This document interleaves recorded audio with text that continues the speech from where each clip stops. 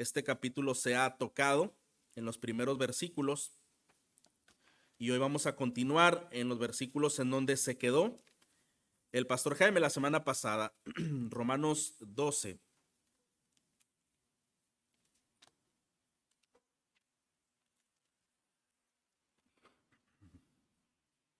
Vamos a buscar el versículo 9. Ya se ha meditado en los versículos anteriores del 1 al 8 y ahora vamos a considerar los versículos del 9 al versículo 16.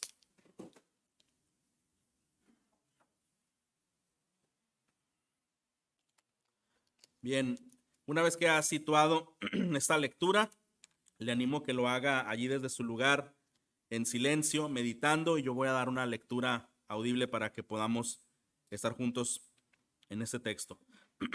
Romanos 12, 9. El amor sea sin hipocresía, aborreciendo lo malo, aplicándose a lo bueno. Sean afectuosos unos con otros, con amor fraternal, con honra, dándose preferencia unos a otros. No sean perezosos en lo que requiere diligencia. Sean fervientes en espíritu, sirviendo al Señor, gozándose en la esperanza, perseverando en el sufrimiento, dedicados a la oración, contribuyendo para las necesidades de los santos, practicando la hospitalidad. Bendigan a los que los persiguen, bendigan y no maldigan, gócense con los que se gozan y lloren con los que lloran. Tengan el mismo sentir unos con otros, no sean altivos en su pensar, sino condescendiendo con los humildes. No sean sabios en su propia opinión. Esta mañana, hermanos, vamos a considerar lo que es el amor entre hermanos, porque este texto, desde luego, está hablando de eso. ¿Cómo es el amor entre hermanos? De alguna manera lo define, lo explica, lo argumenta. ¿Cómo es que el amor entre hermanos debe lucir, debe expresarse, debe manifestarse? Y Pablo entonces presenta exhortaciones de estas maneras tan variadas de cómo el amor se expresa y las implicaciones que conlleva. Pero para hacer un poquito de recuento y situarnos en el contexto, recordemos que el libro de Romanos está dividido en dos partes, capítulos 1 al 11 y capítulos 12 al final. En los capítulos 1 al 11, en el cual hemos pasado ya más de un año, empezamos en enero del año pasado, sabemos que han sido temas muy doctrinales, muy fuertes en doctrina y también quizá con una necesidad especial para digerirlos en algunos de los temas. Pero cuando llegamos al capítulo 12, toda esa teología que hemos estado escuchando, que hemos estado aprendiendo, ahora se convierte en una manera práctica. Es decir, cómo debo vivir, cómo debo responder a todo esto que he conocido de una manera práctica en la vida diaria. Así que del 1 al 11 Pablo dedica, podemos decir, a definir lo que es el evangelio con mucho detalle. Lo que es el evangelio con mucho detalle. En estos capítulos del 1 al 11 resalta mucho el tema del amor, pero no se había tocado hasta entonces el amor unos con otros. Hablaba meramente del amor de Dios hacia nosotros. Por dar un ejemplo, en el ombligo de Romanos 1 al 11, Romanos 5, 8, ¿verdad? Nos dice que mas Dios muestra su amor para con nosotros, en que siendo pecadores, Cristo murió por nosotros. Como este texto, muchos textos nos hablan de ese amor eterno, de ese amor perfecto, de ese amor consistente, el cual el Señor tiene por los suyos. Pero a partir del capítulo 12, en esta sección práctica, ya no nada más nos define cómo es el evangelio, ahora nos dice cómo debemos vivir el evangelio, el cual hemos ya estado aprendiendo de manera práctica, cómo lo debo expresar. Y entonces esto significa cómo deben ser nuestras reacciones, nuestras decisiones, nuestras actitudes, todos los que hemos recibido las misericordias de Dios. Mire el capítulo 12, el versículo 1, lo explicaba el hermano Nori hace 15 días. Decía, este versículo dice, por tanto, hermanos, les ruego por las misericordias de Dios. Y hasta ahí, antes de seguir, si capítulo 1 al 11, el apóstol Pablo ha estado exponiendo lo que es el evangelio implica lo que son las misericordias de Dios. Ese amor que ya mencionamos, que es perfecto, que es eterno. Entonces, una vez que ha acabado todo ese argumento, el apóstol Pablo dice, bueno, ahora que conoces todas esas misericordias de Dios, ahora que se te ha revelado lo que el evangelio es, ahora rogamos que tú respondas a esa verdad. ¿Cómo? Presentando tus cuerpos como sacrificio vivo, santo y agradable a Dios. Y entonces, por eso capítulo 12 comienza maneras prácticas de cómo responder a esas misericordias de Dios. Entonces, este texto resume de manera sencilla, capítulo 12:1, que la entrega total de nuestro ser es la única respuesta razonable para responder a las misericordias de Dios. ¿Cómo puedo yo responder a las misericordias de Dios? Pues quizá nada más cantando, o quizá ayudando, o quizá reconociendo que existe un Dios. De acuerdo a este versículo 1, la única manera razonable de responder a todas esas misericordias es entregando todo nuestro ser. Entregando todo nuestro ser. Y todos los capítulos y los versículos que continúan nos van a ayudar a decir cómo es entregar todo nuestro ser. Pues no nada más nos dio la idea general. Ahora el apóstol Pablo va a tener el cuidado y el detalle de fraccionar, de seccionar cada área en cómo nosotros debemos rendir nuestro ser. Y vemos entonces en el versículo 9 que leímos, hablando acerca del amor fraternal, dice: el amor sea sin hipocresía. Estamos hablando del amor entre hermanos. Entonces, hermanos, algo importante es que el amor entre nosotros no está desconectado del amor que tenemos con Dios, ¿verdad? Es decir, ninguna persona puede amar si esta persona antes no es amada por Dios, porque Dios es amor, ¿no es así? Dios es amor. No es que Dios tiene amor o Dios practica o expresa amor. No, Dios es amor. Su ser completo es amor. Sé que el mundo da definiciones y expresiones de lo que el amor es, pero estas son composiciones e inventos de sentimientos humanos. El amor que Dios expresa es mucho más superior y amplio de lo que nosotros podemos encontrar en un diccionario secular. Pero algo interesante es cuando nosotros vemos en Primera de Juan, por ejemplo, no vamos ahí, pero en el capítulo 4, él habla y él dice que el que ha nacido de nuevo tiene amor, porque Dios es amor. Entonces, es lo que estoy mencionando, que la característica de un creyente que vive en comunión con Dios ha sido amado y por lo tanto este creyente puede amar. Una persona que no ha experimentado el amor de Dios difícilmente puede amar de manera correcta. O sea, puede ser que sí va a tener expresiones de bondad, de cariño, de afecto sobre algunas personas, pero no es el amor bíblico. Al final, hermanos, el peligro, y es el cual el apóstol Pablo va a exponer los versículos que esta mañana estaremos meditando, es que el amor falso es ese amor que sí da muchas cosas, sí puede ser afectivo, sí puede ser demostrativo, pero está esperando algo a cambio. Hay algo en el corazón que realmente no lo hago por ti, lo hago por mí. No, pero yo no espero recibir una gratitud o recibir una recompensa, pero quizá quiero tu aprecio, quizá quiero tu lealtad, quizá quiero tu respeto, quizá quiero tu consideración. Y eso no es el amor el cual el Señor nos demuestra en su palabra. Pensemos en el amor que Él ha dado a nosotros, es un amor incondicional. ¿Qué hicimos nosotros para merecer el amor de Dios? Absolutamente nada, excepto una cosa contraria, que es pecar, ¿verdad? Él nos ha amado porque ha decidido amarnos. Entonces, Primera de Juan nos dice que el que ha nacido de nuevo puede amar. Y también nos dice Primera de Juan que el que dice que conoce a Dios o ama a Dios y aborrece a su hermano, no es cierto que conoce a Dios. Tan importante, hermanos, es este tema, que la manera en cómo nosotros expresamos el amor a los demás es una revelación, es un diagnóstico de si realmente estamos amando a Dios o no, ¿verdad? Es lo que dice este texto. Un pastor menciona que el amor es como una cadena con varios eslabones. Como dijimos al principio, primero es Dios amándonos a nosotros, conteniendo sus misericordias, amándonos incondicionalmente, con esa decisión sin mérito alguno que hubiera en nosotros, y Él deposita, Él derrama su amor al pecador que tiene un encuentro con Cristo. Y en segundo lugar, este hombre pecador que ha recibido esta gracia y este amor, responde en amor a Dios, porque nosotros le amamos a Él, porque Él nos amó primero, dice la palabra. Él tuvo la iniciativa, no es que nosotros le buscamos, Él nos buscó, Él despertó en nosotros el interés por conocerlo y puso los medios para hacerlo.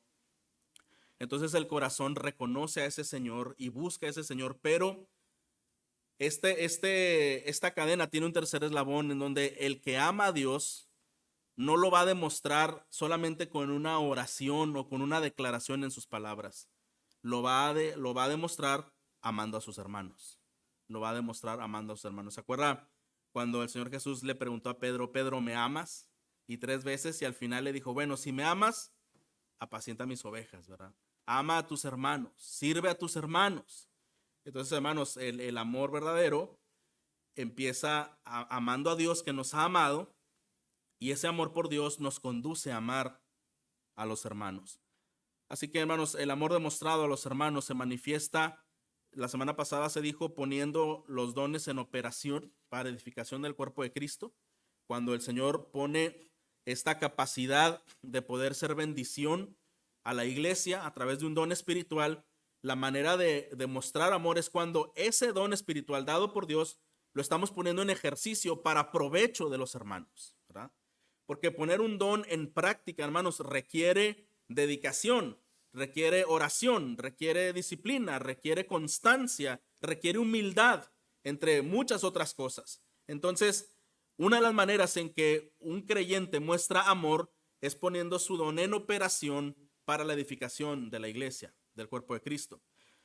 Pero hay otra manera más, la cual estamos viendo en estos versículos que acabamos de leer, y el apóstol quiere enseñarnos que este amor gobierna todo lo que hacemos en relación con nuestros hermanos. El amor que Dios ha puesto en nuestro corazón y en el cual le amamos a Él, gobierna cada decisión, cada relación entre unos con otros. Así que esos versículos 9 al 16 que ya leímos, Pablo describe el amor que debemos demostrarnos y una nota aclaratoria, esta clase de amor que debemos demostrarnos no lo podemos realizar solamente por tener una buena voluntad, solamente por tener un buen deseo. Es decir, podemos leer y decir, bueno, todo eso tengo que hacer, lo voy a hacer a partir de mañana, ¿verdad? Me voy a proponer amar a los hermanos. La verdad es que esto no funciona así. Lo que significa es que al ver estos versículos, hermanos, nos vamos a dar cuenta qué difícil es amar a los hermanos. ¿Y sabe por qué necesitamos llegar a esa conclusión? Para comprender que podemos amar y debemos amar a nuestros hermanos, y solamente lo podemos hacer por la gracia del Señor y el poder de su Espíritu. No por nuestros buenos deseos, no por nuestras fuerzas propias.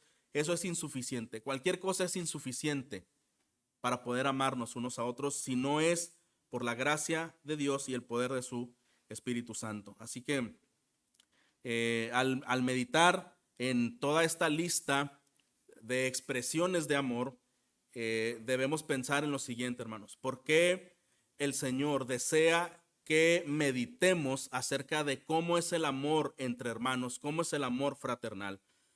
Bueno, le puedo asegurar una cosa. Seguramente esto que el Señor desea que meditemos no es para que sentados en nuestro lugar digamos, bueno, a ver, si este es el amor verdadero, déjame ver qué de los hermanos me está amando así, como dice ahí la Biblia. A veces pudiéramos perdernos el punto de conexión de lo que el Señor desea lograr en nuestros corazones porque queremos ver que otros comiencen a experimentar esa clase de obediencia. Y recuerda, hermano, que siempre el cambio en todas partes comienza con una persona. ¿De acuerdo? Una familia que es transformada después de múltiples problemas, no es que de un momento a otro la pareja y los hijos y todos en conjunto entendieron.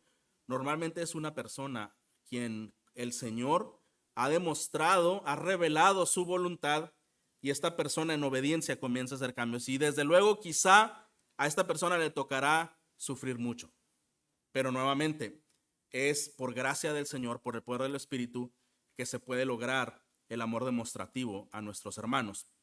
Así que más bien, hermanos, lo que podemos hacer esta mañana al meditar en esta enseñanza es evaluarnos delante de Dios y pensar qué tanto estamos manifestando el amor de Cristo a los hermanos. O dicho de otra manera, qué tanto se está manifestando el amor de Cristo por mis hermanos a través de mí. Es decir, nosotros somos como un mensajero y Dios es como si le dijera a usted, demuéstrale a este hermano cuánto le amo. Y usted sabe cuánto es el amor de Dios tan grandísimo.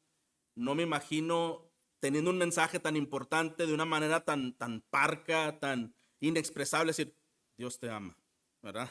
No creo que sea la manera en cómo podemos comunicar un mensaje tan impactante. Y no solo me refiero a comunicarlo verbalmente, sino a través de actos demostrativos. Así que hermanos, vamos a ver esta mañana 2 puntos solamente, porque este pasaje habla acerca del amor sincero, el amor sincero entre hermanos, el amor sincero entre creyentes. Y solo 2 puntos. El primero es, ¿qué es el amor sincero? Entendiendo más o menos una especie de definición o conceptos que nos ayuden a comprender. Y el segundo, para ayudarnos a hacerlo un poco más práctico, ¿cómo se demuestra el amor sincero? Entonces, ¿qué es el amor sincero y cómo se demuestra el amor sincero? Es lo que vamos a aprender esta mañana, hablando de este tema del amor entre hermanos. Así que vamos nuevamente al versículo 9. Y dice primeramente, el amor sea sin hipocresía. Yo estoy usando la Nueva Biblia de las Américas, quizá la mayoría tiene Reina Valera, y creo que ahí dice que el amor sea sin fingimiento, ¿verdad? La palabra griega que se utiliza aquí es el amor sea sin hipocresía. Entonces, la Nueva Biblia de las Américas está traduciendo correctamente cuál es la palabra que en el original se utilizó. Porque entre fingimiento e hipocresía, aunque hay una leve coincidencia, puede haber diferencia abismal al momento de explicarlo. Hipocresía o fingimiento, finalmente, hermanos, son antagónicos al amor. Porque, ¿qué significa hipocresía? La palabra hipocresía en el griego, la palabra que viene aquí en este texto es la palabra hipócrisis. Y esta palabra hipócrisis, ¿sabe qué significa? Actuación o actor. De hecho, nosotros la hemos utilizado esta palabra para referirnos cuando algo no es sincero, quizá cuando una persona no es sincera. Pero la connotación que se usaba no era para referirse a los sentimientos o a las expresiones de la persona. Realmente en el teatro griego, las máscaras que usaban también se llamaban hipócrisis. Es decir, que un actor tenía, digamos, 4 máscaras hechas de barro y cada máscara expresaba como una emoción. Una máscara expresaba gozo, otra como tristeza, otra como enojo. Entonces, no es como ahora que hay muchos actores, ¿verdad? Haciendo diferentes papeles, sino que el mismo actor se ponía la máscara de enojo y hablaba con enojo para hacer su papel. Y luego cuando le tocaba a otro personaje, se ponía la máscara de contentamiento y hablaba con contentamiento. Ese era un actor. Es decir, que lo que se ponía encima de su rostro no era la realidad de la persona que estaba allí. Entonces, esas máscaras se llamaban hipócrisis y los actores eran hipócrisis, solamente actuaban algo que ellos no eran.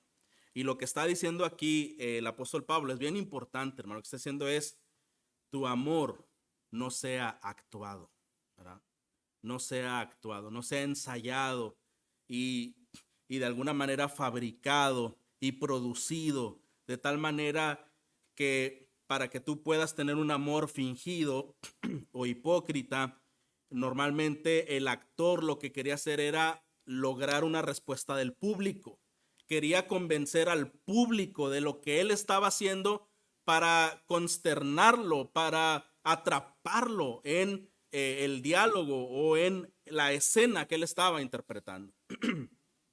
Y lo que está diciendo aquí el apóstol Pablo es que los seres humanos pueden muchas veces actuar para poder atrapar a las personas que les observan y que conviven con ellos. ¿Estamos de acuerdo, hermanos? Por eso nos dice, el amor sea sin hipocresía, el amor sea sin actuación, el amor sea sin esa intención de querer tú lograr en la otra persona que él tenga un concepto de ti, aunque en el fondo de tu corazón no eres esa persona completamente que quieres que la otra persona piense acerca de ti. Esta especie de actor que representaba un papel, un personaje, no correspondía a la realidad que había en su corazón.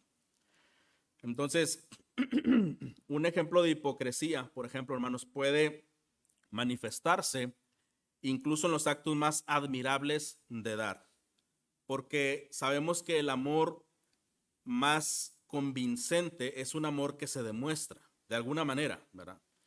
Entonces, cuando pensamos en una persona con necesidad y otra persona demuestra cierto apoyo, cierta ayuda a esa necesidad, podemos pensar que es una persona que está respondiendo en amor. Y esto debe ser así, y es una de las maneras en que el amor se demuestra cuando satisfacemos alguna necesidad, pero no siempre que alguien satisface una necesidad necesariamente está amando, de acuerdo a lo que estamos aprendiendo. Así que en el acto más admirable, que es el de dar, cuando se ayuda al necesitado, el fingido o hipócrita puede participar de dar no porque esté interesado en suplir la necesidad del otro, sino más bien porque esta persona fingida está buscando construir una reputación o ganar el favor y admiración de la otra persona. ¿Entendemos, hermanos, esto? Entonces no lo hice porque realmente quise ayudar a esa necesidad, sino porque quiero que tú pienses que yo soy una buena persona, que soy muy compadecido, que soy muy tierno, ¿verdad? En fin, algunas cosas que quería lograr en tu mente respecto de mí. Un autor dice que la hipocresía o el amor fingido tiene una súplica oculta de obtener el aprecio y la aprobación de los hombres. Es decir, todo lo que hago, al final espero una recompensa, y esa recompensa es tu aprecio por mí, tu interés por mí, el ganarte para mí. Este pastor dijo, el fingido hipócrita convierte a la iglesia en un escenario. Convierte a la iglesia en un escenario en donde desempeña una actuación en la que espera las ovaciones de los espectadores. En algunos casos, más que las ovaciones, desea ganar sus almas, no para que alaben a Dios, sino para que lo alaben a Él o la alaben a ella. Esto puede darse al esperar una lealtad a cambio, que todo esto es lo mismo que engañar, ¿verdad? Todo esto es lo mismo que engañar. Que todo lo que finalmente hice es porque quiero comprar una lealtad o quiero obtener una reputación a cambio. Pero amar, hermanos, sin fingimiento y sin hipocresía, es hacer lo que sabemos que tenemos que hacer a favor de otros, procurando únicamente la gloria de Dios y el bienestar del hermano. Ya nosotros no estamos en el rol, en el papel, ¿verdad? Ya lo que yo hago es por convicción de dos cosas: para la gloria de Dios y para ayuda a ese hermano, para bendición de ese hermano es que hago lo que hago. Y aunque la tendencia normal, hermano, de cualquier ser humano en realidad es buscar algo a cambio, el amor que el humano expresa a todas luces, hermanos, es este tipo de amor fingido e hipócrita. Por eso las canciones en el radio están llenas de amor y desamor y de engaño y de sufrimiento y te di todo, no me diste nada, y es porque siempre hay algo a cambio esperando. Por eso a veces hay muchos sentimientos entre personas, porque yo te saludo, yo te hago favores, y cuando yo ocupé un favor, tú no lo hiciste, no estuviste. Yo te saludo todos los días y ese día tú no me saludaste y yo esperaba que tú correspondieras a lo que yo hago todos los días por ti. Porque nuestro corazón busca muchas veces el favor de los hombres. El favor de los hombres. Y llama tanto la atención cómo el apóstol Pablo habla muy grandemente, hermanos, de cómo a veces el ser humano y el cristiano, lamentablemente, está esclavizado al temor del hombre, queriendo agradar al hombre todo el tiempo. Así que todo lo que hace, piensa en cómo los demás lo van a ver bien. Y entonces compromete lo que tiene que hacer en realidad o se deja llevar porque quiere agradarle a una persona.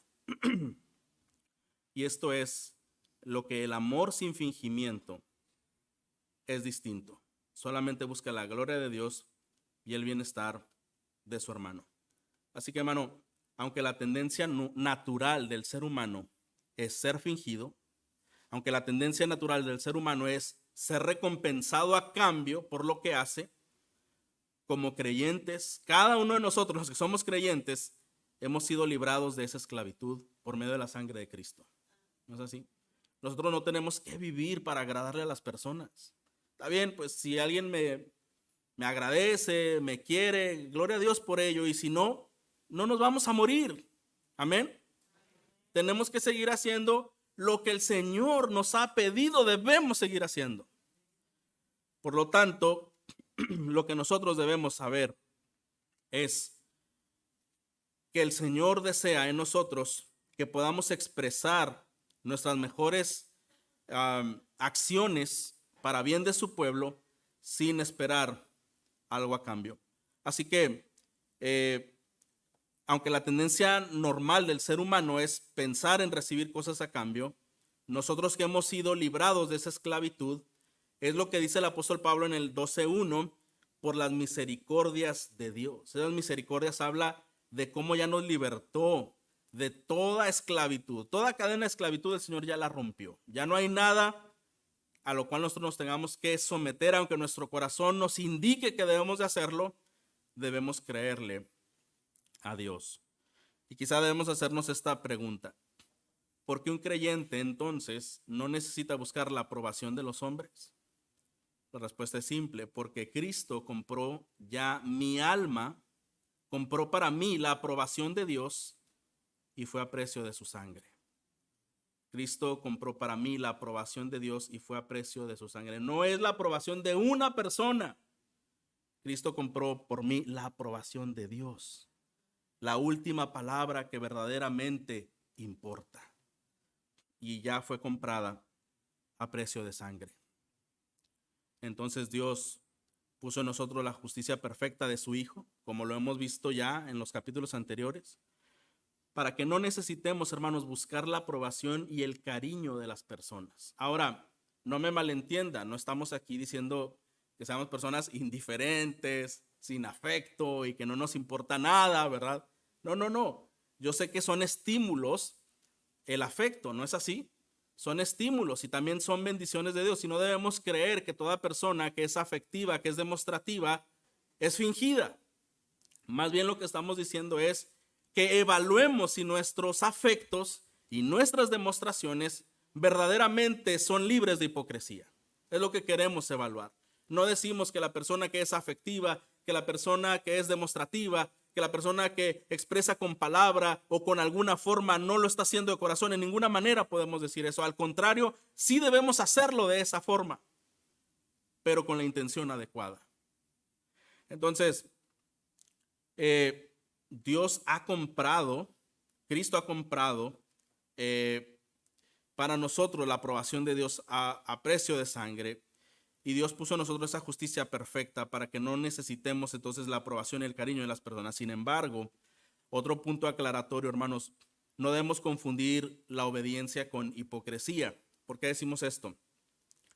El poder satisfacer o servir a una persona no es fácil en todos los casos. A veces implica sacrificio, implica tiempo, implica reorganizar cosas, dejar de hacer cosas. En fin, implica salir de nuestro cuadro, quizá de actividades, de compromisos. Y esto, a veces nuestro corazón se resiste en decir, ay, como que no sé si yo pueda ayudar, tengo otras cosas pendientes por hacer. Entonces un creyente, hermano, normalmente va a luchar con servir y no hacerlo. Va a luchar de alguna forma. Y el creyente obediente, aunque no tenga todo el deseo y toda la devoción por hacer lo correcto, terminará haciéndolo bajo convicción de la palabra de Dios. Amén. Entonces, hermano, el que una persona no tenga toda esa espontaneidad de hacer las cosas, pero que finalmente las hace, no está buscando algo para sí, sino lo hace porque quiere agradar al Señor y sabe que es la manera correcta. Bueno, también es una persona que no es fingida. Es una persona obediente que está sometiéndose a la palabra y a la autoridad de Dios. Y este puede ser el caso de cada uno de nosotros en más de una ocasión, cuando es necesario atender necesidades. Así que, hermanos, cuando experimentamos indisposición en nuestro corazón para realizar alguna obra que resulta en apoyo a otros, es recomendable orar, ¿verdad?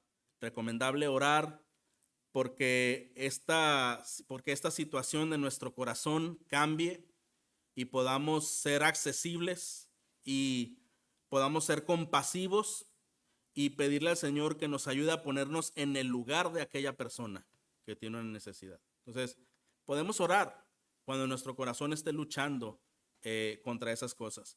Y vamos a ver algo más en la definición. Hasta ahorita hemos visto que el amor es sin hipocresía y ahora continúa el texto. Dice que la hipocresía es aborreciendo lo malo, aplicándose a lo bueno. Rechazar la hipocresía es aborreciendo lo malo y aplicándose a lo bueno. Esta exhortación de aborrecer lo malo y aplicarse a lo bueno no son imperativos aparte. No es como una es no hipocresía, otra es rechazar lo malo, otra cosa es aplicarse a lo bueno. No, todo es junto en la misma definición. El amor es rechazar la hipocresía y la hipocresía se rechaza cuando aborrecemos lo malo y cuando nos aplicamos a lo bueno. Así que podríamos decir que la palabra aborrecer es horrorizarse de todo aquello que Dios señala como malo. Es decir, nosotros también lo rechazamos, nosotros también bajo convicción de lo que el Señor dice que es malo, lo tenemos en el mismo concepto que Dios tiene y por lo tanto lo aborrecemos. Aborrecemos ese acto. Mientras que la palabra aplicarse a lo bueno significa, aquí la palabra aplicarse en el original es pegamento, pegarse a lo bueno, como me voy a adherir de tal manera que no me van a poder desprender. Entonces lo que un creyente tiene que hacer para amar verdaderamente, tiene que rechazar esa hipocresía en donde él va a recibir algo a cambio, tiene que rechazarlo completamente y rechazar todo lo malo, porque en la hipocresía está dominada por el egoísmo y el egoísmo lo que busca es o fama o placer o busca reconocimiento, en fin, todas esas cosas, y el creyente rechaza esas cosas, aborrecer lo malo, decir, bueno, el Señor aborrece estas cosas, yo también las aborrezco. Y en cambio, yo me apego a lo bueno, me pego como con pegamento que no puede ser desprendido en las verdades que conozco, en el carácter de lo que es el Señor y lo que Él espera de mi vida. Y a eso me apego.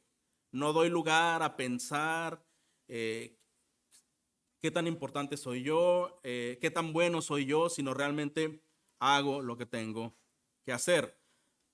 Lo que el apóstol Pablo nos está diciendo es que el amor sincero está muy dedicado a buscar el bien del objeto amado. Uno está buscando el bien del otro. Así que aborrecemos lo malo, todo lo pecaminoso que puede dañarle a esa persona también. Y esta es la clase de amor incorrecto que el mundo promueve, ¿verdad? Personas dicen, bueno, si me amas, en realidad deja tu círculo de amigos y nada más tú y yo seamos amigos.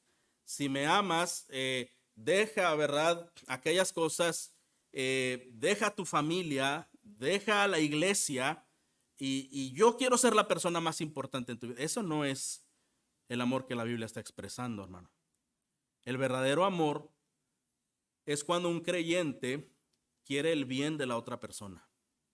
Quiere el bien de la otra persona. Y a veces el bien de la otra persona no se traduce en esa muestra de correspondencia de nuestro afecto por la persona, sino yo estoy buscando el bien de esta persona. Por lo tanto, me apego a ello y mi deseo es el bien de la persona. Y le voy a poner un ejemplo como Cuando tomamos decisiones, hay dos cosas. Me la llevo tranquilo, no ofendo a nadie, seguimos siendo amigos, o esto que voy a decidir te va a hacer mucho bien, pero no me vas a entender y me vas a ver medio feo al principio o muchísimo tiempo, no sé. ¿Qué tengo que hacer? Bueno, si quiero ser fiel al Señor, a lo mejor lo que yo hago no lo estás entendiendo, no lo estás comprendiendo, pero me interesa más tu bienestar que tu aprecio por mí. ¿Entendemos esto, hermanos? Me interesa más tu bienestar que el que me veas bien. Y eso, hermanos, no es fácil decidirlo. No es fácil hacerlo a la práctica porque como algunas personas pensarían, yo no quiero problemas con nadie. Yo pregunto, ¿alguno de ustedes quiere tener problemas? Yo soy el primero que no. Y yo supongo que ustedes tampoco. Pero hermano, a veces en el hacer el bien es inevitable que estas cosas sucedan. Y ahí es en donde entonces es puesto a prueba nuestro temor al hombre o nuestro temor a Dios. ¿Verdad? Nuestro temor al hombre o nuestro temor a Dios. Si lo que voy a hacer va a provocar que no voy a tener la misma respuesta, la misma devoción, el mismo agrado, pero te va a hacer bien. Creo que es similar a las decisiones que muchos padres toman con sus hijos, ¿verdad? Acerca de ciertas disciplinas, acerca de ciertos alimentos, acerca de ciertos hábitos que el niño no entiende y quizás se enoja y dice, mi papá es muy malo, mi mamá es muy mala, no me quiere, pero usted dice esta canción, porque te quiero lo hago, ¿verdad? Bueno, el creyente vive bajo esa disyuntiva constantemente, hermanos, bajo esa disyuntiva. Y algo por lo cual debemos pensar, hermano, es que si Cristo nos ha libertado del agrado al hombre, no debemos vivir por el temor al hombre. No debemos vivir por el temor al hombre. Qué bendición es cuando somos apreciados, pero cuando no hay una comprensión, eso no debe limitar nuestro servicio fiel al Señor. El amor, por otro lado, hermanos, no excluye la búsqueda de la felicidad personal. Es decir, la persona que ama no es como que entrega todo y se queda sufriendo, insatisfecha porque dio todo, no. La felicidad de un creyente genuino es cuando yo veo que tú estás bien, yo también estoy bien, ¿verdad? Ver tu felicidad es mi felicidad en el Señor. Y quizás si tu felicidad no es instantánea, de acuerdo al procedimiento bíblico y haciendo lo correcto, vas a poder percibir esa bendición de Dios y un día vas a estar feliz. Así que, hermano, esta felicidad personal se encuentra en buscar el bien de la persona que amamos, aunque esto implique sacrificarse uno mismo, ¿verdad? Porque a veces para buscar el bien de la otra persona, uno tiene que hacer muchos sacrificios, ceder, bajarse de su nivel, acceder, condescender, perdonar, pasar por alto ofensas, olvidar. Todas estas cosas, entre otras, son necesarias hacer para poder ver el bien en el otro. ¿No es así, hermanos? Y esto lo podemos ver en cualquier ámbito, en nuestra familia, con nuestra pareja, con los hijos, con los hermanos de la iglesia, con amigos, con personas allegadas. Pudiéramos preguntarnos, bueno, ¿y qué es el bien? La misma palabra de Dios da la respuesta, ¿verdad? El bien es la voluntad de Dios. Como dice Romanos 12, la buena voluntad de Dios que es agradable y es perfecta. ¿Y qué es el amor? Bueno, el pastor Sugel, me gustó esta definición que él dice que el amor es la virtud que nos mueve a procurar que la voluntad de Dios se cumpla en el objeto amado. ¿Se da cuenta? Ya no es que la persona corresponda a mi afecto. No, no. Es la virtud que nos mueve a procurar que esa voluntad de Dios, que es buena, se cumpla en la persona que amamos. Esa voluntad de Dios que es buena se cumpla en nuestro objeto amado. Y ahora vamos a la segunda parte de la enseñanza, en la cual es la última parte y es cómo se demuestra el amor sincero. Bueno, ya entendí que el amor sincero no es hipócrita, no es fingido, rechaza cualquier autogratificación por hacerlo. Ya entendí que conlleva sacrificio. Entendí que el amor verdadero implica que debo buscar que la voluntad de Dios sea hecha en esa persona, que yo debo de estar satisfecho al ver que Dios está obrando en esa persona. Pero ahora, ¿cómo lo demuestro ese amor? Y bueno, ahora a partir del versículo 9 todavía, dice, el versículo 10, perdón, dice, sean afectuosos unos a otros con amor fraternal. Sean afectuosos unos a otros con amor fraternal. Entendemos de manera general, hermanos, lo que significa la palabra afecto. Una persona afectiva, ¿cómo es? Demostrativa, o pudiéramos decirle cariñosa, una persona que es tierna. Hay personas que naturalmente expresan así, hay otras personas que les cuesta mucho llegar a ser así. Pero lo que el Señor está diciendo no habla de una personalidad.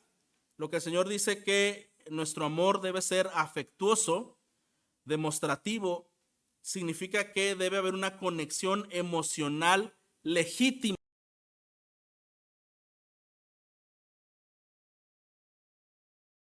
amar a nuestros hermanos con un afecto, como un afecto de familia, ¿verdad? Un afecto de que queremos el bien y se lo demostramos. Y aunque pudiéramos pensar, hermano, ¿de qué manera yo puedo ser afectuoso con una persona si yo no soy tan expresivo, yo no soy tan demostrativo? Mi hermano, pienso que, como dicen algunos, el peor sentimiento, más que el odio, quizás sea la misma indiferencia, ¿verdad?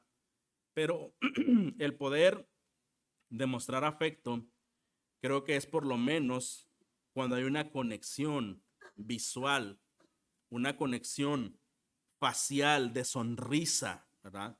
Hay una conexión que nos implica incluso a veces ir más allá, traspasar ciertas barreras para ir y saludarnos, para ir y poder expresar que de alguna manera me importas, ¿verdad? Ese afecto puede ser también demostrado a través de palabras, de felicitaciones, de agradecimiento, quizá por tu servicio, quizá por tu labor, y el hecho de que yo lo haga no es una adulación, pero quiero, hermano, animarte y decirte que lo que haces me ha bendecido. Y entonces, ¿es legítimo hacerlo? Es legítimo hacerlo, hermano, siempre y cuando no sea lleno de hipocresía, porque queremos recibir algo a cambio. Lo hacemos porque quiero que el hermano siga animándose con lo que está haciendo. Quizá entre los ministerios en la iglesia, cuando una persona está aprendiendo, hay jóvenes que están en aprendizaje o en el audio o en la música, y piense usted lo difícil que es a una persona que le digan que todo lo que hace está mal. No, pues está mal. No, y está mal. No, y está mal, y así no es, y el otro lo hace mejor. Mi pregunta es, ¿eso anima al joven? ¿Eso al joven le hace sentirse amado?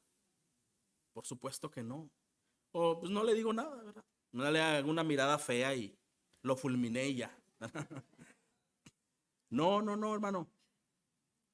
Pero en cambio, vas bien, ¿verdad? Vas bien. Estoy orando por ti.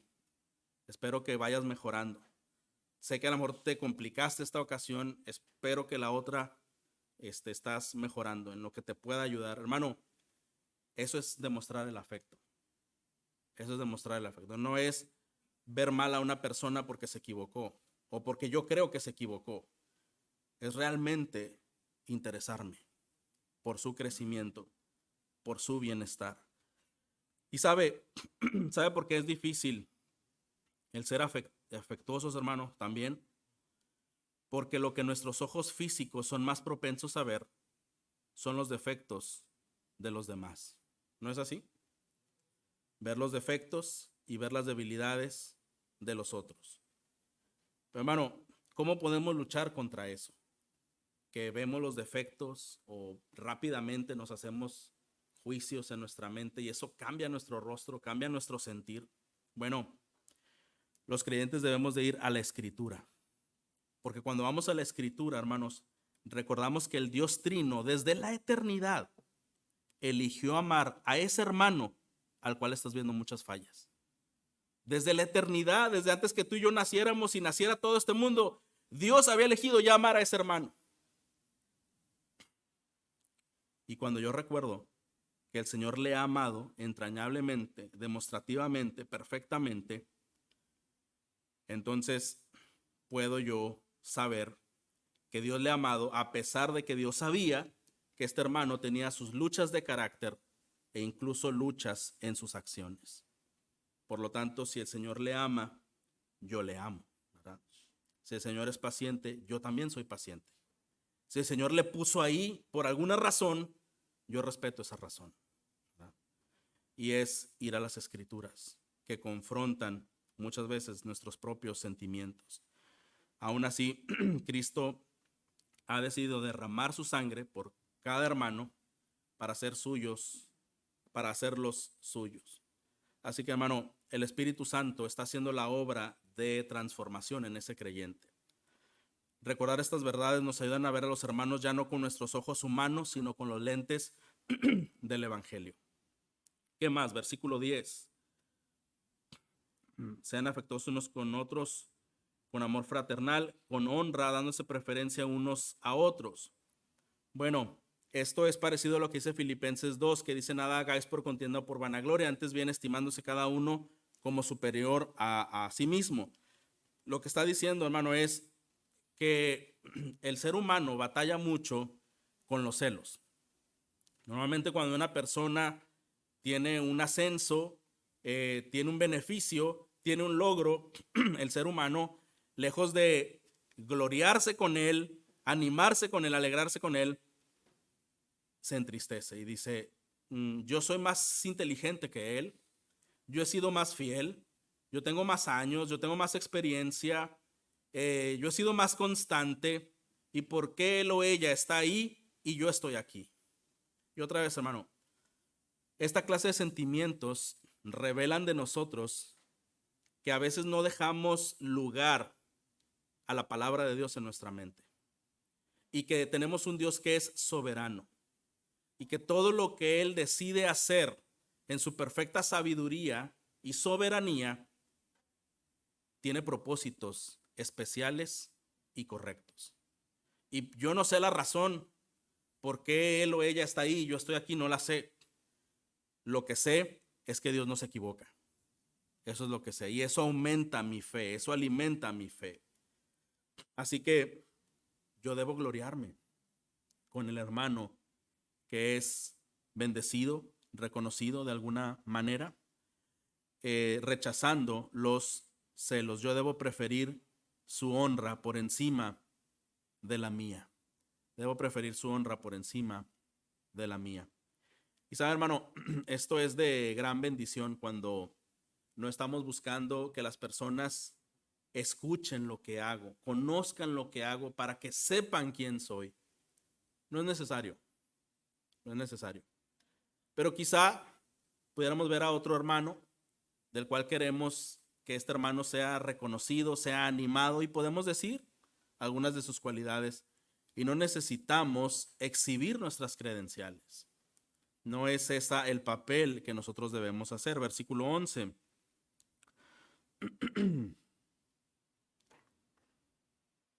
No sean perezosos en lo que requiere diligencia, sean fervientes en espíritu, sirviendo al Señor. Bueno, la pereza, hermano, a falta de motivación para servir, generalmente es generada cuando una persona se ha desanimado al observar que lo que hace parece no ser valorado por los demás. Es decir, una persona puede llegar a esa conclusión: pues, ¿para qué me esfuerzo?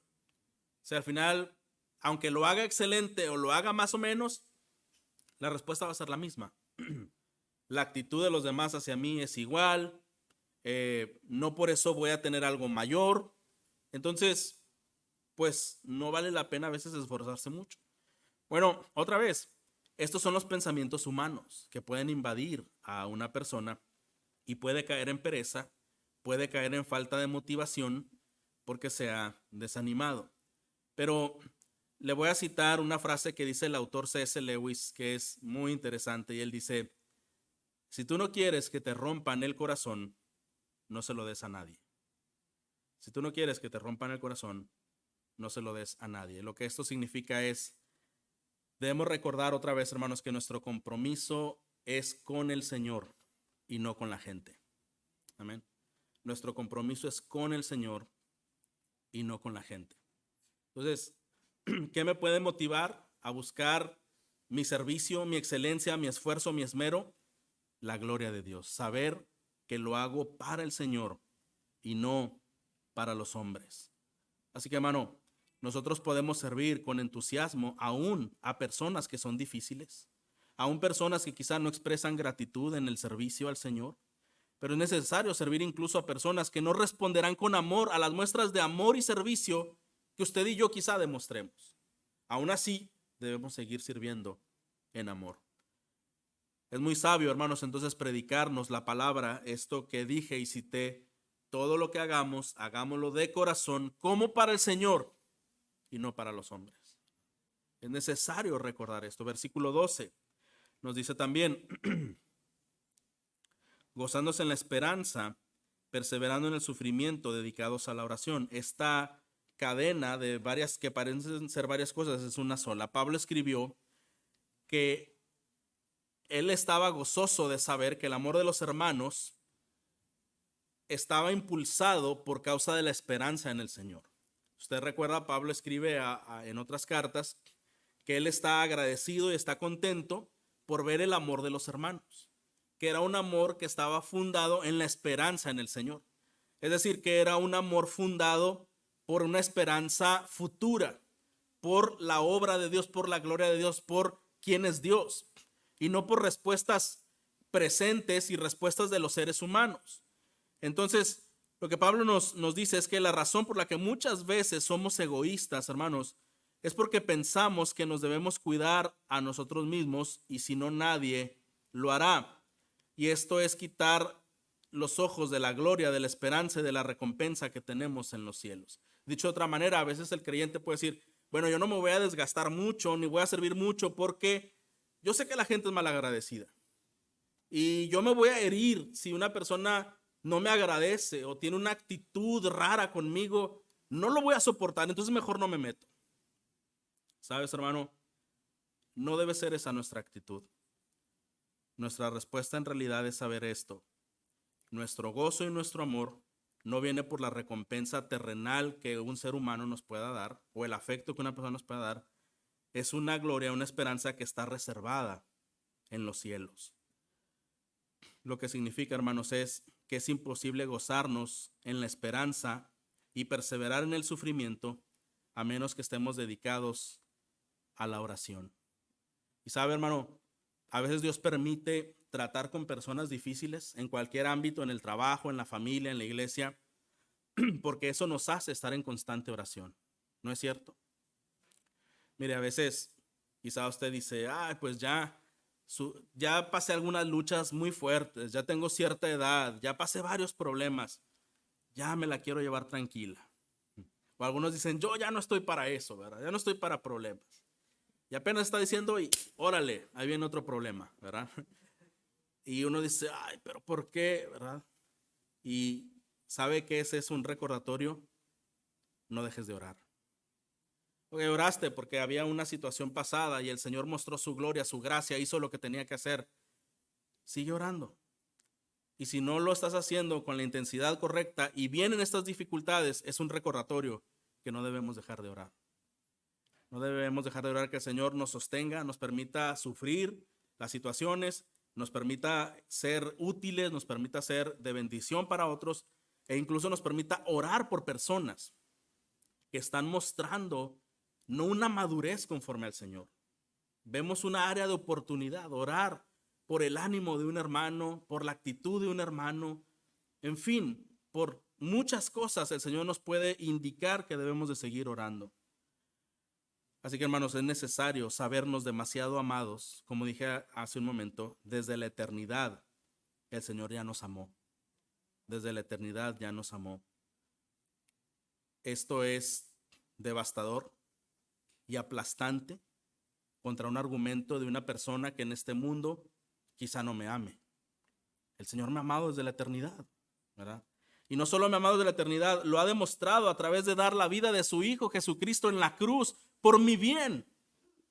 Y cada día está buscando la santificación y nos ha prometido una gloria eterna con Él. Así que, hermano, podemos amar tranquilamente sin esperar un guiño de aceptación. En realidad, lo que nos es prometido en la gloria no tiene un ápice de comparación con lo que algunas personas le puedan recompensar en esta vida. ¿Está de acuerdo, hermano? La gloria que el Señor, la recompensa que el Señor dará a un siervo sufriente y amante no tiene comparación con cualquier ovación en este mundo, con cualquier reconocimiento en este mundo. Versículo 13 dice también, contribuyendo para las necesidades de los santos, practicando la hospitalidad. Contribuir es la misma palabra de la que viene koinonía, que es comunión, y aquí un hermano que tiene una necesidad y otro que quizá no la tenga, solo por el hecho de estar unido a Cristo, entonces este hermano procurará el bienestar del otro, contribuyendo para las necesidades de los santos, y dice practicando la hospitalidad. Me llama la atención que ahí practicando la hospitalidad es la palabra perseguir la hospitalidad, lo que significa que de manera intencional y de manera decidida uno debe ser tan abierto de querer compartir lo que Dios le ha dado, lo que uno es, lo que uno tiene, desde su hogar, sus recursos, todo lo que, hermano, yo te pueda bendecir, quiero hacerlo. Esto es lo que el Señor nos manda, hermanos, a hacer. Y otra vez, habiendo luchado contra el fingimiento, habiendo luchado contra el querer recibir algo a cambio, habiendo luchado contra el que quizá la respuesta será diferente a lo que quisiéramos recibir, eso no importa. Lo que el Señor desea es que podamos contribuir para las necesidades de los santos, sabiendo que lo hacemos para el Señor.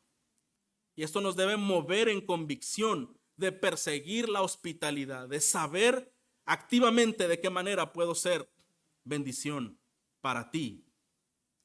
Ahora, dice en el versículo 14, bendigan a los que los persiguen, bendigan y no maldigan. ¿A qué se refiere esto? ¿Ya salimos del contexto de hablar del amor? No, hermanos. Escuche bien lo que le voy a decir. Normalmente, cuando un creyente comienza a manifestar el carácter de Cristo, ¿qué cree que va a pasar? Todos lo van a querer.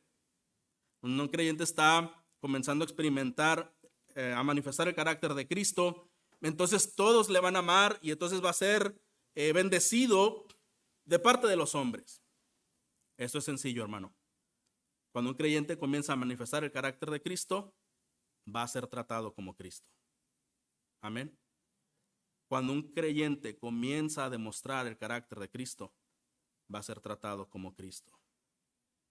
Y esto en todos los ámbitos, hermano. Va a ser tratado como Cristo por el mundo, como el mundo trató a Cristo, por los falsos hermanos, aquellos que acusaron a Cristo, y por hermanos que quizá no son muy maduros aún. Si tú estás demostrando a Cristo, no esperes algo tan positivo. Vas a recibir el trato que Cristo recibió del mundo, de falsos hermanos y de hermanos que no son maduros aún. Eso es lo que vas a recibir. ¿Y qué tenemos que hacer? Lo que dice el apóstol Pablo, bendice a los que te persiguen y no maldigas. Mientras quizá no tienes una buena respuesta, no te desanimes, no respondas, no uses venganza, no te amargues, no arruines tu corazón. Bendícele, sigue bendiciéndole, sigue sirviéndole, porque para el Señor lo estás haciendo. Y versículo 15, gócense con los que se gozan y lloren con los que lloran.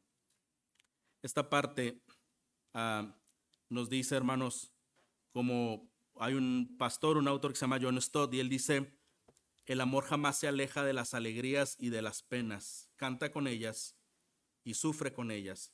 La exhortación aquí es conectarnos los unos con los otros, servirnos unos a otros y manifestar a Cristo con nuestra presencia. Es necesario, hermanos, reconocer que no todas las necesidades que una persona puede tener sean necesidades físicas, económicas o materiales, ¿de acuerdo?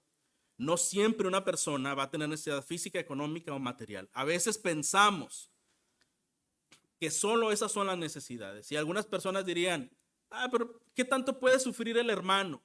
Si tiene buen trabajo, si tiene recursos. Yo creo que no debe sufrir. Sufro yo, ¿verdad? Que no tengo lo que él tiene. Hermano, hay sufrimientos mucho más agudos que las cosas físicas. Y que solo el Señor sabe qué sufrimientos son. ¿No es así, hermano? Por tanto, nuestro deseo es gozarnos con los que se gozan y llorar con los que lloran, no solo en términos de lo material.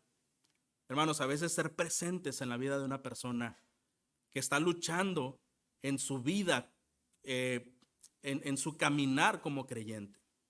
A veces personas, hermanos, están luchando en su familia. Quizás es el único creyente o es un creyente que está haciendo cambios, está siendo más como Cristo y otros no lo entienden. Yo a ti ya no te creo. Acuérdate que tú hiciste esto, esto y esto y esto. Yo a ti ya no te creo. Bueno, ese hermano nos necesita. Ir y animarlo y decir, el Señor sabe tu corazón y el Señor te anima a que sigas adelante, ¿verdad? Así que ánimo, mi hermano, ¿verdad? Vamos a orar. Si hubo errores en el pasado y tú te pusiste a cuentas con el Señor, eso el Señor lo sabe. Hay que seguir adelante lo que viene, ¿verdad? Hay personas quizá que sufren de otra manera, que su fe no es comprendida en la familia o en el contexto de trabajo y recibe burlas, recibe rechazo. Aunque este hermano tenga una buena remuneración de su trabajo, solo él sabe el sufrimiento que es llegar a ese trabajo cada día en donde es burlado, en donde es menospreciado, en donde no es tomado en cuenta. Y ese hermano nos necesita. Y decir, hermano, mantente fiel en el Señor, ¿verdad? Mantente fiel en el Señor. Por hermano, debemos llegar a esta conclusión. Todos nos necesitamos. Unos y otros nos necesitamos. No es cierto esa falacia, esa historieta de que hay supercristianos que no necesitan a nada ni nadie en el mundo y que ellos pueden con todo. Eso no es verdad. Empezando por nosotros, los pastores. Eso no es cierto. Todos nos necesitamos. Yo necesito de mis hermanos, de sus oraciones, de su amor, de su aprecio. Lo necesito. Ustedes necesitan de unos de otros. Todos nos necesitamos. ¿No es así? Así que no pensemos que algún hermano, porque tiene algún estatus o porque tiene alguna posición en la iglesia o porque es de muchos años en la iglesia, él no necesita. Necesitan nada más otros. No, hermanos, todos nos necesitamos. Por eso debemos gozarnos con los que se gozan y llorar con los que lloran. Y vamos a terminar ya con el versículo 16. Tengan el mismo sentir unos con otros, no sean altivos en su pensar, sino condescendiendo con los humildes, no sean sabios en su propia opinión. ¿A qué se refiere el apóstol y por qué concluimos con este versículo 16? A tener el mismo sentir, a no ser altivos, a gozarnos, a buscar, condescender con los humildes. El mismo sentir, hermano, no significa que todos debemos tener los mismos gustos y las mismas opiniones en todas las cosas. Eso no significa, porque eso no puede ser posible. ¿Por qué no es posible? Venimos de contextos distintos, de familias distintas, de costumbres distintas, e incluso quizá algunos de iglesias distintas. Por lo tanto, hay una mezcla entre las opiniones que pudiéramos tener. Sin embargo, respecto a las verdades del evangelio, sí debemos tener el mismo sentir.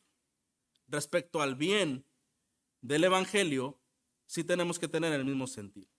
Y si de pronto mis preferencias y mis costumbres no son como las de los otros hermanos de la iglesia, esto no me da el derecho de juzgarlos, de menospreciarlos, y mucho menos de afectar el ánimo de otros para provocar que piensen igual que yo y de alguna manera oponerme a otros hermanos. Pero sí es sabio que si hay alguna duda respecto a alguna práctica que se hace en la iglesia, nos acerquemos con los maestros de la palabra, con los que enseñan, hermano, porque esto es así, yo quiero saber, ¿verdad, hermano? Yo tengo una idea, o tengo una explicación, o tengo ciertas ideas preconcebidas.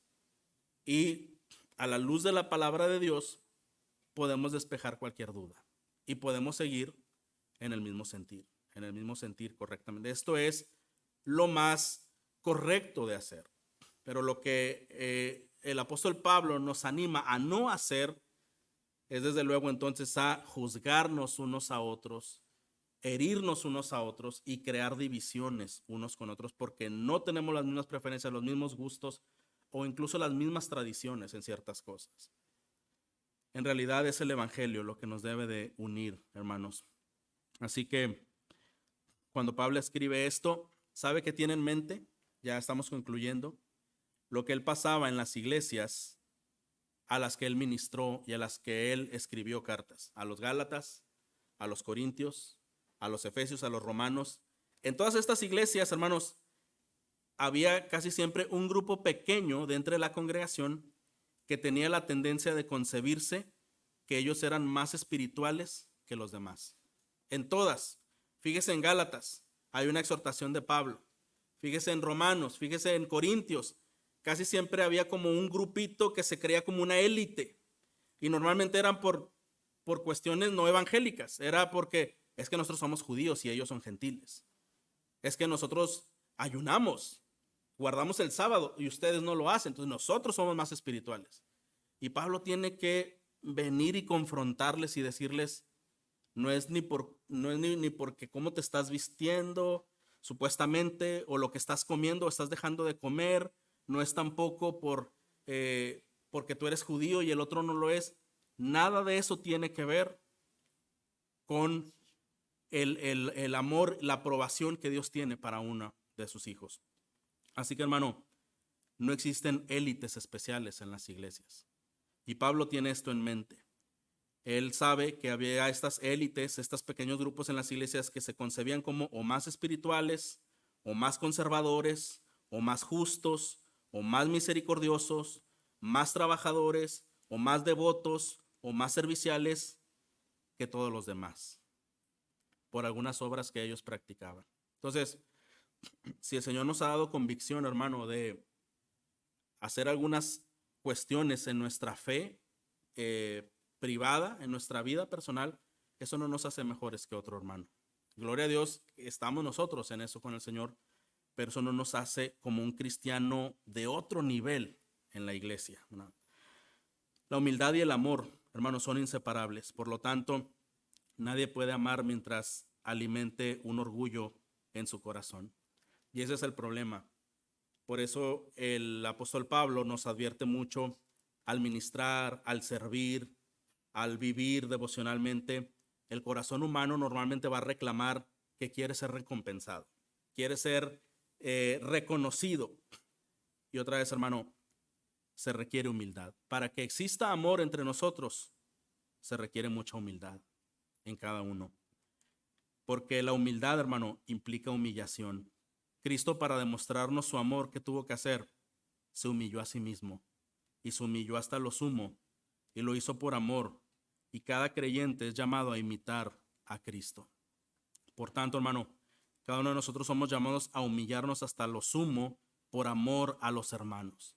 ¿Y cómo es esa clase de humillación? Es sencillo, hermano. ¿Sabe cómo usted y yo nos podemos humillar para poder seguir amando a nuestros hermanos? Nos humillamos cuando somos capaces de perdonar. ¿No es así? Cuando perdonamos, estamos dando lugar a la humildad. Cuando pasamos por alto las ofensas y cuando a pesar de todo, seguimos sirviendo de todo corazón. Así que, hermano, el amor entre hermanos es algo que hemos visto esta mañana.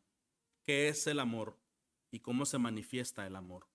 El Señor permita a cada uno de nosotros tomar esta convicción de una renuncia al yo y cada vez buscar la gloria de Dios y bendecir a otros hermanos, haciéndolo con plena humildad hasta el punto de nuestra humillación personal.